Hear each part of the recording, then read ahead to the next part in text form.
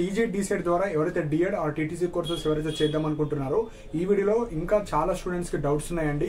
So మెయిన్గా Telugu medium to English medium apply చేసుకోవచ్చా, నేను ఇప్పుడు తెలుగులో అప్లై చేసుకున్న ఇంగ్లీష్ మీడియంకి ఎలిజిబులా, లేదంటే ఎడిట్ ఆప్షన్ ఎప్పుడు వేసుకోవచ్చు, నా అప్లికేషన్ ప్రాసెస్లో మిస్టేక్ ఉంది.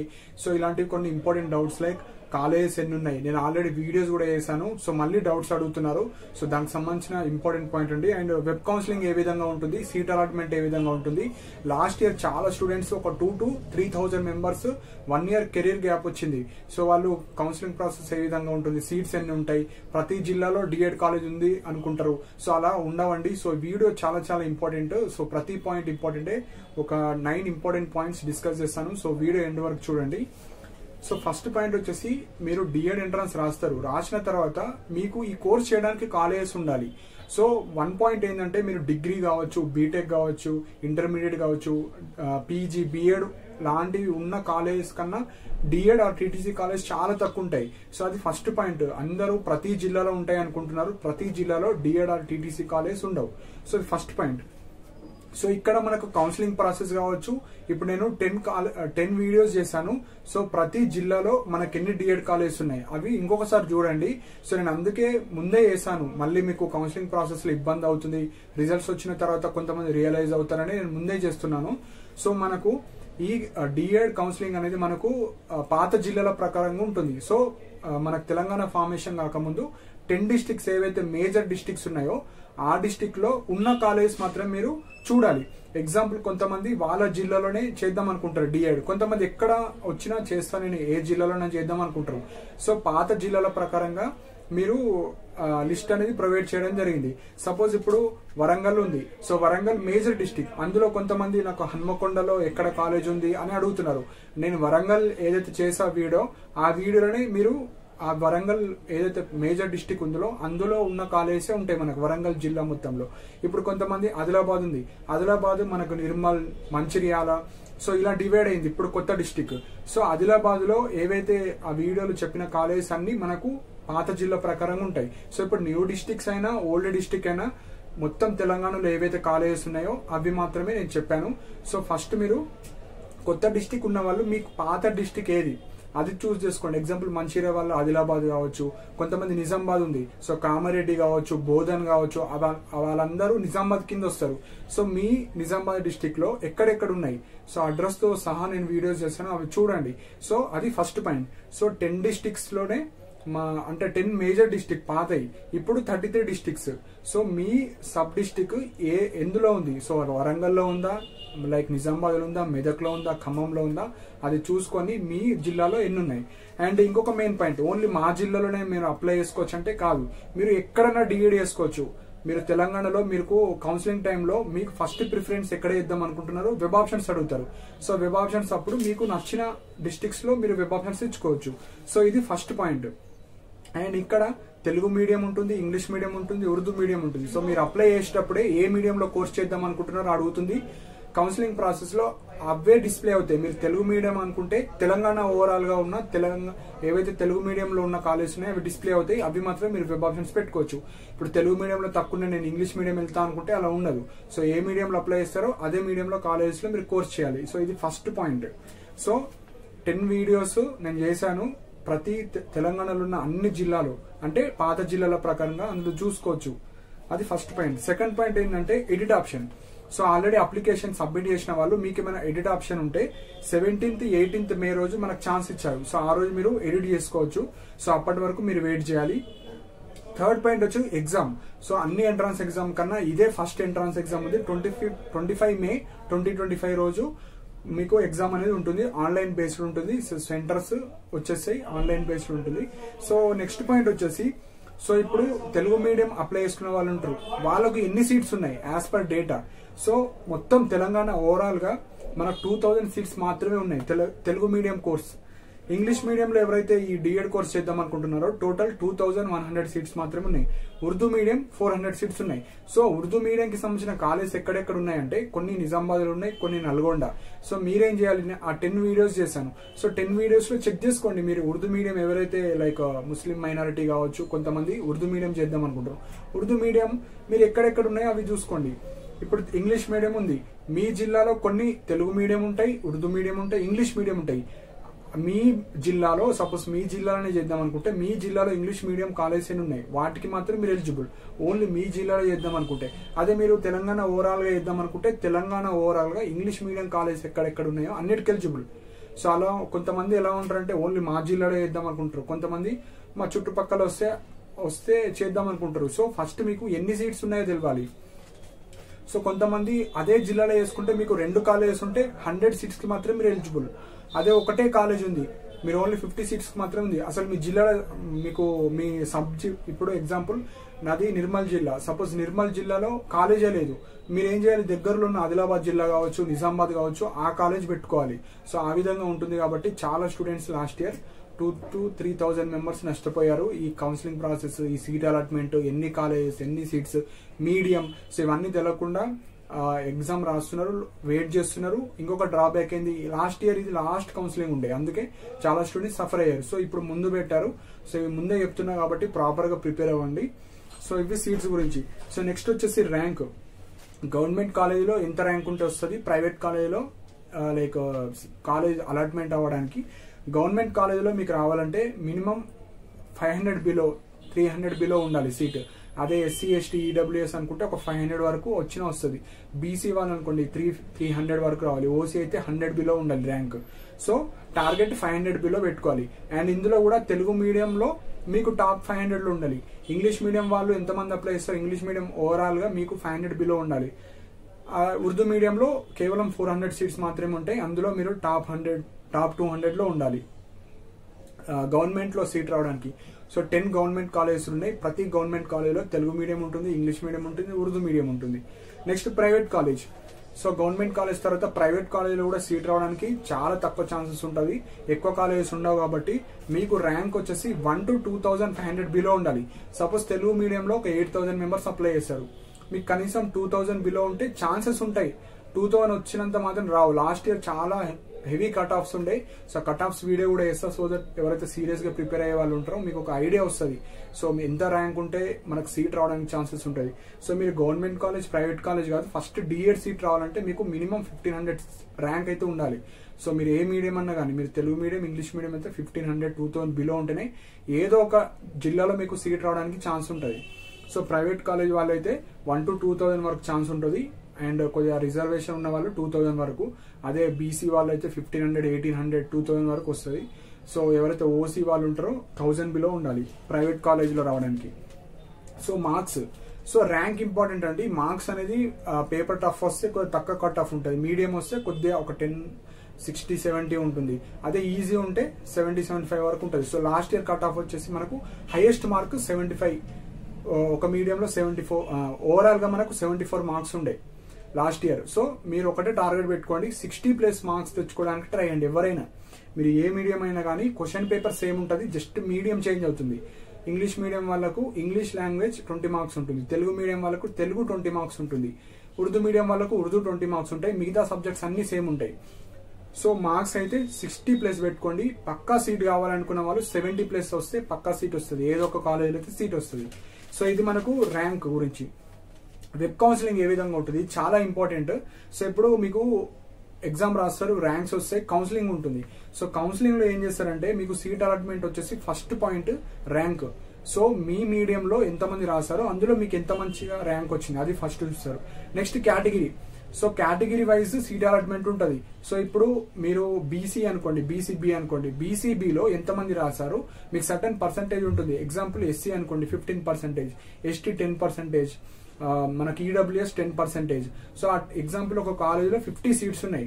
సో ఆ పర్సంటేజ్ వైజ్ కొన్ని సీట్స్ ఇస్తారు. ఎగ్జాంపుల్ ఒక 50 సీట్స్ ఉన్నాయి, ఒక 10%, ఒక 5 సీట్స్ అనుకుందాం. ఆ 5 సీట్స్ ఎస్సీ వాళ్ళు ఉంటే ఎస్సీలో సపోజ్ వెబ్ కౌన్సిలింగ్ లో ఆ కాలేజ్ ఎంతమంది పెట్టుకున్నారు అందులో టాప్ 5 మెంబర్స్ ఎవరైతే ఉన్నారో వాళ్ళకి ఇవ్వడం జరుగుతుంది. సపోజ్ బీసీ ఒక 4 to 5 or 8 సీట్స్ అనుకుందాం, బీసీ అన్ని కలిపి బీసీఏ, బీసీబీ, బీసీసీ అన్ని ఒక 15 సీట్స్ or 20 సీట్స్ అనుకుంటే అందులో ఎవరైతే అప్లై చేస్తారో ఆ కాలేజ్ కి అందులో టాప్ 20 ఎవరు ఉంటారు, అందులో మళ్ళీ బీసీబీలో టాప్ ఉండాలి, బీసీఏ వాళ్ళు BCA, suppose BCC, BCD, BCE. So ఈ విధంగా ఉంటుంది కాబట్టి రిజర్వేషన్ కూడా ఉంటుంది కాబట్టి ఇది కూడా చాలా ఇంపార్టెంట్ ఫ్యాక్టర్. ఇది చాలా మంది నెగ్లెక్ట్ చేస్తారు. 50 ఇప్పుడు మీ జిల్లాలో ఒకటే కాలేజ్ ఉంది, 50 సీట్స్ ఉంటే అన్నిటికీ మీరు not eligible. Suppose me category ఏదైతే ఉందో, ఇప్పుడు ఎగ్జాంపుల్ 50 సీట్స్ ఉన్నాయి, సపోజ్ ఎస్సీ వాళ్ళకి 5 సీట్స్ అలొకేట్ చేశారు. ఆ 5లో మీరు టాప్ 5లో ఉండేటట్టు ఉంటేనే వస్తుంది సీట్. లేదంటే జనరల్ రావాలంటే మీ ర్యాంక్ 100, 200, 300 ఉంటేనే వస్తుంది. సో ఇది caste. Next medium. Telugu medium వాళ్ళు తెలుగు మీడియంకే eligible. So Telugu medium state wide ఎంతమంది రాశారు, అందులో మీకు తెలంగాణలో ఉన్న తెలుగు మీడియం కాలేజ్ మాత్రమే ఎలిజిబుల్ అవుతారు. సో అందులో మీకు బెటర్ ర్యాంక్ వస్తేనే సీట్ రావడానికి ఛాన్సెస్ ఉంటుంది. నెక్స్ట్ మీరు ఏవైతే వీడియోస్ చేస్తానో అందులో మీ డిస్టిక్ చూసుకోండి.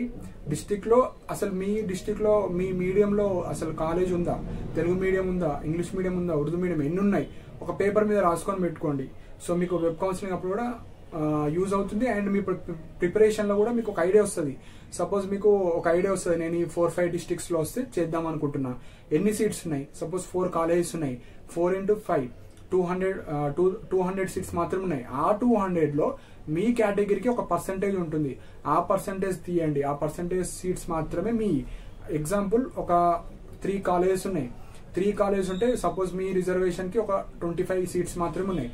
ఆ 25 లో మీరు టాప్ 25 లో ఉంటేనే సీట్ వస్తుంది, లేదంటే లేదు. సో ఆ విధంగా ఉంటుంది.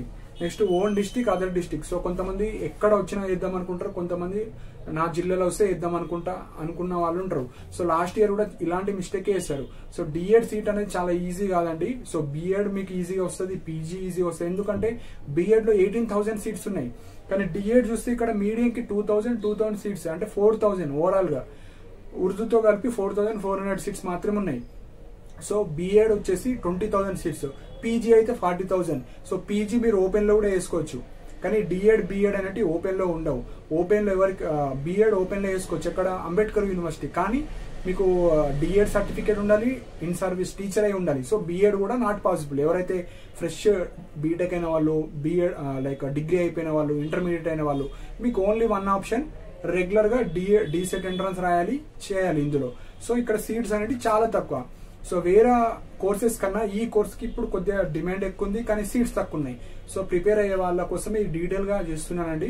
సో ప్రిపేర్ అయ్యే వాళ్ళు 1 month టైం, 145 days టైం ఉంది కాబట్టి కొద్దిగా బేసిక్స్ చూసుకోండి. 6th to 10th క్లాస్ లో మీకు ప్రతి సబ్జెక్ట్ కి సంబంధించిన టెక్స్ట్ బుక్స్ ఉంటాయి, అందులో మీరు చూడండి. అండ్ ఇంకొక మెయిన్ పాయింట్ ఏంటంటే, నేను ఒక సపరేట్ వీడియో కూడా చేశాను. ఆ వీడియో లైక్ ఓన్లీ మెంబర్స్కే పెట్టాను. సో ఎవరైతే ఇంట్రెస్టెడ్ ఉన్న వాళ్ళు అసలు క్వశ్చన్స్ ఎట్లా అడుగుతున్నారు, ప్రతి సబ్జెక్ట్ లో ఎలాంటి టైప్ ఆఫ్ క్వశ్చన్స్ అడుగుతున్నారు, మనం ఎలా చదవాలి, ఎలాంటి టైప్ ఆఫ్ క్వశ్చన్స్ ఉన్నాయి, సో అవి చూసుకోవచ్చు. సో ఇంట్రెస్ట్ ఉన్న వాళ్ళు జాయిన్ అవ్వండి. సో 29 rupees ఉంటుంది. సో ఇంట్రెస్ట్ ఉన్న వాళ్ళు జాయిన్ అవ్వండి. లైక్ అందులో మోడల్ పేపర్స్ ఎక్స్ప్లెయిన్ చేస్తాను, సో దట్ మీకు యూజ్ అవుతుంది. ఇప్పుడు 2025 ఎవరైతే ఎంట్రన్స్ ఎగ్జామ్ రాద్దాం అనుకుంటున్నారో మీకు ఒక ఐడియా వస్తుంది. సో నెక్స్ట్ పాయింట్ వచ్చేసి, తెలుగు మీడియం ఇంగ్లీష్ కి చేంజ్ అవ్వరాదు, ఇంగ్లీష్ తెలుగు. సో అవి important point. Next college regular గా వెళ్ళాలా, ఇర్రెగ్యులర్ గా వెళ్ళాలా అని అడుగుతున్నారు. సో డిఎడ్ సీట్ వచ్చిన తర్వాత మీరు కాలేజ్కి వెళ్ళండి. వెళ్ళిన తర్వాత మీకు ప్రైవేట్ కాలేజ్ కావచ్చు, గవర్నమెంట్ కాలేజ్ కావచ్చు, అక్కడ ఉండే సీనియర్స్ తో అడగండి. అండ్ ప్రైవేట్ కాలేజ్ లో కొద్దిగా ఎక్కువ పర్సంటేజ్ ఉంటుంది, ఇట్లా లైక్ మేనేజ్ చేసుకోవచ్చు. కొన్ని స్ట్రిక్ట్ అయిపోయినాయి. సో ఈ ఇయర్ నుంచి నేను అన్ని చెప్పలేను, ఆల్మోస్ట్ ఒక 60% ఆఫ్ కాలేజెస్ బయోమెట్రిక్ పెట్టారు, కొన్ని అటెండెన్స్ మ్యాండేటరీ పెట్టారు. సో సీట్ వచ్చిన తర్వాత అప్పుడు మీరు వెళ్ళండి, మీకు వీలు అవుతుందా లేదా. వీలు అవ్వదు అనుకుంటే మీరు జాయిన్ అవ్వకండి, లేదు అనుకుంటే జాయిన్ అవ్వండి. ఓకే కాలేజ్ కొద్దిగా లైట్ గా ఉంది, వీక్లీ 3-4 days అని వెళ్ళొచ్చు అనుకుంటే మీరు అప్పుడు సీట్ వచ్చిన తర్వాత, ఇప్పుడు జస్ట్ మీరు ఎంట్రన్స్ ఎగ్జామ్ మీద ఫోకస్ చేయండి. సో ఆల్మోస్ట్ అన్ని కాలేజ్ స్ట్రిక్ట్ అయ్యాయి. సో ఇది మెయిన్ పాయింట్. నెక్స్ట్ ఇక్కడ ఎలిజిబిలిటీ క్రైటీరియా కూడా ఇంపార్టెంట్. సో ఇక్కడ ఇంటర్మీడియట్ లో మీకు ఓసీ కావచ్చు, బీసీ కావచ్చు, 50% ఆఫ్ మార్క్స్ రావాలి. మీరు రెగ్యులర్ ఇంటర్ అయితే మినిమం 500 మార్క్స్ రావాలి, ఓపెన్ ఇంటర్ అయితే 250 మార్క్స్ రావాలి. సో ఎవరైతే ఎస్సీ ఎస్టీ పిహెచ్ కేటగిరీ వాళ్ళు ఉంటారో 45% ఆఫ్ మార్క్స్ రావాలి. సో మీకు లైక్ 1000 కి 450 వచ్చినా సరిపోతుంది. అదే ఇందులో అయితే 225 మార్క్స్ వస్తే సరిపోతుంది. సో 50% ఓసీ బీసీ వాళ్ళకు, ఎస్సీ ఎస్టీ పిహెచ్ వాళ్ళకు 45%. అండ్ ఇక్కడ ఇంకొక మెయిన్ పాయింట్ ఏం అడుగుతున్నారంటే డిప్లొమా స్టూడెంట్స్. సో నేను ఆల్రెడీ డీసెట్ ఆఫీస్ కి మెయిల్ చేయడం జరిగింది, కాల్ కూడా చేయడం జరిగింది 2 weeks బ్యాకే. సో ఎవరైతే డిప్లొమా క్యాండిడేట్స్ ఉన్నారో వీళ్ళకి ఇబ్బంది అవుతుంది. ఇక్కడ మెయిన్ పాయింట్, కొంతమంది 2 year డిప్లొమా వాళ్ళు ఉంటారు, లైక్ అగ్రికల్చర్ అని ఏవేవో ఉంటాయి డిప్లొమా. అండ్ ఇక్కడ పాలిటెక్నిక్ డిప్లొమా వాళ్ళు ఉంటారు, సివిల్, మెకానికల్, డైరెక్ట్ 10th తర్వాత 3 year డిప్లొమా వాళ్ళు. సో మీరు ఏం చేయండి అంటే కొంతమందికి ఎలిజిబుల్ ఉంది, కొంతమంది నాట్ ఎలిజిబుల్. సో ఇక్కడ వేరియస్ 2 ఇయర్ డిప్లొమా వాళ్ళు ఉంటారు, 3 ఇయర్ డిప్లొమా వాళ్ళు ఉంటారు. కాబట్టి మనము ఎగ్జాక్ట్ ఇన్ఫర్మేషన్ వాళ్ళు ప్రొవైడ్ చేయమంటే చేస్తలేరు. సో మీరు ఏం చేయండి, వెబ్సైట్ లో ఒక నంబర్ ఉంటుంది, హెల్ప్ డెస్క్ నెంబర్. సో ఆ నంబర్ కి కాల్ చేసి సో నాది డిప్లొమా లేదంటే 2 ఇయర్ డిప్లొమా, 3 ఇయర్ డిప్లొమా, మీ గ్రూప్ సబ్జెక్ట్స్ చెప్పండి. సో నా డిప్లొమా ఇలాంటి సబ్జెక్ట్స్ ఉన్నాయి, నా గ్రూప్ ఇది, సో నేను డిఎడ్ రాసుకోవచ్చా లేదా అని వాళ్ళకి అడగండి. వాళ్ళు రాసుకోవచ్చు అంటే మీరు అప్లై చేసుకోండి, లేదంటే అప్లై చేసుకోకండి. ఎందుకంటే రకరకాలుగా మనకు డిఎడ్ వేరే వేరే స్టూడెంట్స్ ఉన్నారు కాబట్టి సో నేను కొన్ని మాత్రమే తెలుసుకున్నాను. మళ్ళీ కొన్ని చెప్పి మళ్ళీ కొన్ని చెప్పలేకపోతే మళ్ళీ అది పర్ఫెక్ట్ ఇన్ఫర్మేషన్ అవ్వదు. సో మీరు ఏం చేయండి అంటే డిఎడ్ వెబ్సైట్ లో మీకు కాంటాక్ట్ నెంబర్ ఉంటుంది, వాళ్ళకి కాల్ చేయండి. ఓన్లీ వర్కింగ్ డేస్ లోనే కాంటాక్ట్ చేయండి. మీరు వాళ్ళతో కనుక్కొని అప్పుడు మాత్రమే మీరు అప్లై చేసుకోండి. మళ్ళీ రాసిన తర్వాత అక్కడ రిజెక్ట్ అవ్వడం జరుగుతుంది కౌన్సిలింగ్ అప్పుడు. అండ్ ఎవరైతే ఇంటర్మీడియట్ లో కూడా బేసిక్ లేకపోయినా మీకు రిజెక్ట్ చేయడం జరుగుతుంది. ఏజ్ కూడా ఇంపార్టెంట్. సో మినిమం ఏజ్ ఉంటుంది, మాక్సిమం ఏజ్ ఏముండదు. సో మన గవర్నమెంట్ జాబ్స్ కి 44 ఏజ్ వరకు ఉంటుంది. అండ్ కొంతమందికి ఏజ్ రిలాక్సేషన్ కూడా ఉంటుంది కాబట్టి 50 ఏజ్ వరకు కూడా మీరు అప్లై చేసుకోవచ్చు. సో మినిమం ఏజ్ 17 ఉంటుంది. ఎప్పటి వరకు మీ డేట్ ఆఫ్ బర్త్ నుంచి 2025 సెప్టెంబర్ 1 వరకు మినిమం 17 ఉండాలి. So date of birth me September 1, 2025 వరకు 17, మినిమం 17 ఉండాలి. 17 కన్నా ఎక్కువ ఎంత ఉండని పర్లేదు, కానీ మినిమం 17 ఉండాలి. 17 కన్నా 1 డే తక్కువ ఉన్నా, మీరు 1 మంత్ తక్కువ ఉన్నా నాట్ ఎలిజిబుల్. సో ఇవి ఎలిజిబిలిటీ క్రైటీరియా గురించి. మీకు ఎలిజిబిలిటీ క్రైటీరియా గురించి డౌట్స్ ఉంటే వెబ్సైట్ లో ఒక నంబర్ ఉంటుంది, ఆ నంబర్ కి కాల్ చేయండి, వాళ్ళు చెప్తారు. సో వాళ్ళకు కూడా క్లారిటీ లేదు. సో గైడ్ లైన్స్ ఇచ్చే వాళ్ళు వేరుంటారు, అక్కడ హెల్ప్ డెస్క్ లో వేరుంటారు, గైడ్ లైన్స్ ఇచ్చిన వాళ్ళు కాంటాక్ట్ లో కూడా ఉండరు. సో ప్రాపర్ గా తెలుసుకోండి. ప్రాపర్ గా తెలుసుకున్న తర్వాత మీరు రిజిస్ట్రేషన్ చేసుకోండి. సో ఇవి ఇంపార్టెంట్ పాయింట్స్ అండి. ఫస్ట్ ఫోకస్ చేయాల్సింది మీకు ఎగ్జాంపుల్ కొంతమంది 2 టైప్ ఆఫ్ కేటగిరీ వాళ్ళు ఉంటారు. సో డిఎడ్ పక్కా చేద్దాం కానీ కొన్ని జిల్లాలో వస్తేనే చేద్దాం అనుకున్న వాళ్ళు ఉంటారు, కొంతమంది ఎక్కడ వచ్చినా వేద్దాం అనుకునే వాళ్ళు ఉంటారు. సో కొన్ని జిల్లాలో వేద్దాం అనుకున్న వాళ్ళు మీ జిల్లాలలో అసలు ఏడేడు ఉన్నాయి, మీ తెలుగు మీడియం అయితే తెలుగు మీడియం కాలేజీలు ఉన్నాయి, ఎన్ని సీట్స్ ఉన్నాయి, మన రిజర్వేషన్ కి ఎన్ని సీట్స్ వస్తాయి, మనం ఎట్లా ప్రిపేర్ అవ్వాలి. సో ఆ విధంగా మీరు స్ట్రాటజీ ప్రిపేర్ చేసుకోండి. సో ప్రిపరేషన్ అయితే మంచిగా స్టార్ట్ చేయండి. ఎందుకంటే ఇప్పుడు ఎక్కువ అప్లికేషన్స్ రాబోతున్నాయి ఈ ఇయర్ లో. లాస్ట్ ఇయర్ 15,000-18,000 వరకు వచ్చినాయి. ఈ ఇయర్ ఎక్కువ అవ్వచ్చు, ఎందుకంటే డిమాండ్ పెరిగింది కాబట్టి. ఆల్రెడీ బీఎడ్ చేసిన వాళ్ళు అప్లై చేసుకుంటారు, పీజీ చేసిన వాళ్ళు అప్లై చేసుకుంటారు, ఫ్రెష్ గా డిఎడ్ చేద్దాం అనుకున్న వాళ్ళు చేసుకుంటారు, బీటెక్ వాళ్ళు కూడా ఇప్పుడు చేసుకుంటారు, ఇంటర్మీడియట్ వాళ్ళు కూడా చేసుకుంటారు. కాబట్టి అందరు చేసుకునే కోర్సు కాబట్టి ఎక్కువ అప్లికేషన్స్ రాబోతున్నాయి ఇయర్. సో కాంపిటీషన్ కూడా ఎక్కువ ఉంటాయి, సీట్స్ చాలా తక్కువ ఉన్నాయి కాబట్టి సో ప్రిపేర్ అయ్యే వాళ్ళు మంచిగా ప్రిపేర్ అవ్వండి. సో ఫస్ట్ ఎగ్జామ్ ఇదే ఉండబోతుంది కాబట్టి సో మంచిగా ప్రిపేర్ అవ్వండి. సో ఇంకా ఏమైనా డౌట్స్ ఉంటే మీరు కాల్ మీ ఫర్ యాప్ ద్వారా కూడా మీరు కాల్ చేయొచ్చు. దానికి సంబంధించిన ఐడీస్ కూడా కింద డిస్క్రిప్షన్ లో ప్రొవైడ్ చేశాను. సో వీడియో చూస్తున్నారు కదా, జస్ట్ మోర్ అని క్లిక్ చేయండి, కింద అన్ని మీకు లింక్స్ కనబడతాయి. అండ్ బుక్స్ కి సంబంధించిన లింక్స్ కూడా కింద ప్రొవైడ్ చేస్తాను. అండ్ టెలిగ్రామ్ ఛానల్ కూడా జాయిన్ అవ్వండి, మీకు ఇంపార్టెంట్ పీడిఎఫ్స్ కావచ్చు, లింక్స్ కావచ్చు, అన్ని షేర్ చేయడం జరుగుతుంది. సో ఒక స్పెషల్ వీడియో చేయడం జరిగింది. సో ఎవరైతే ఇంటర్మీడియట్ వాళ్ళు అసలు ఏముంటాయి క్వశ్చన్స్, ఏమేమి సబ్జెక్ట్స్ ఉంటాయి, సో డిగ్రీ తర్వాత కావచ్చు మీకు డీసెట్ కి సంబంధించిన ఒక డీటెయిల్ వీడియో చేశాను. సో అది ఇంట్రెస్ట్ ఉన్న వాళ్ళు జాయిన్ అవ్వండి. ఛానల్ ని సబ్స్క్రైబ్ చేసుకున్న తర్వాత జాయిన్ బటన్ ఉంటుంది, దాని ద్వారా మీరు సబ్స్క్రిప్షన్ తీసుకోవచ్చు. 29 రూపీసే పెట్టాను. సో దట్ ఎవరైతే అఫోర్డబుల్ ప్రైస్ కాబట్టి ఇంట్రెస్ట్ ఉన్న వాళ్ళు మాత్రమే తీసుకోండి. సో యూజ్ అవుతుంది. ఎలాంటి టైప్ ఆఫ్ క్వశ్చన్స్ వస్తాయి, ఏ మోడల్స్ ఉన్నాయి, ఏ లెవెల్ ఉన్నాయి క్వశ్చన్, చాలా ఈజీ లెవెల్ ఉంటాయి. కానీ అక్యురసీ ఎక్కువ, మనము మంచి మార్క్స్ తెచ్చుకుంటే సీట్ రావడానికి ఛాన్స్ ఉంటాయి.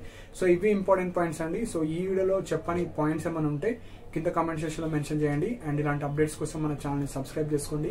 And thank you for watching my video.